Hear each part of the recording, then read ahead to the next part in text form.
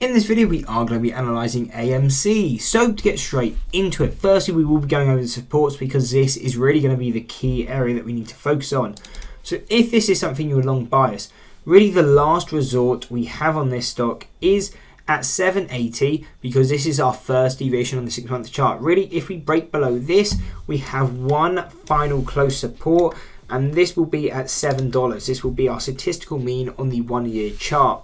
So now if we come back, you can see we're coming back to retest this 780. More than likely we will break it, come back to retest it, and then we will see a push down to $7. But really this is the key focus, because if we break this $7, I don't mean just sell off below it.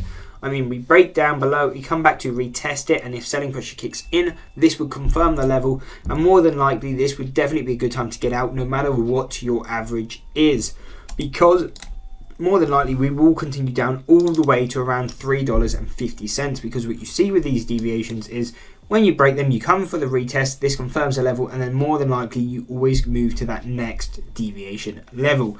So really, if we break that 7, this stock is going to plummet, at least in how I view stocks. Now though, on the other hand, if you're a bit more bullish on this stock, you're expecting a bounce and you want targets to the upside, what would we be paying attention to? So we would have our first resistance at $12. Breaking through there would take us to around 17/16.50. And then going further, $21. And then final levels taking us to $25, $27, $30 and $37 as kind of these key levels that we'll be focusing on. But really, we are more bearish on this stock. We expect it to continue down. $7 is going to be that final layer of support. If we fail that, expect a strong sell-off down to $3.50.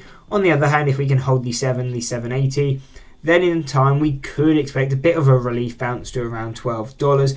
But considering this stock is more of a meme stock, past $12, probably not a good idea to be holding, because you are just holding a worthless stock at the end of the day, or near enough. The worthless stock is not that good, especially on the fundamental basis. And if you're just buying this for the hype, then obviously there's not much you can say because you're just buying hype stocks. But anyway, I hope you enjoyed the video. If you did, why not drop a like and subscribe, and check out this analysis video here.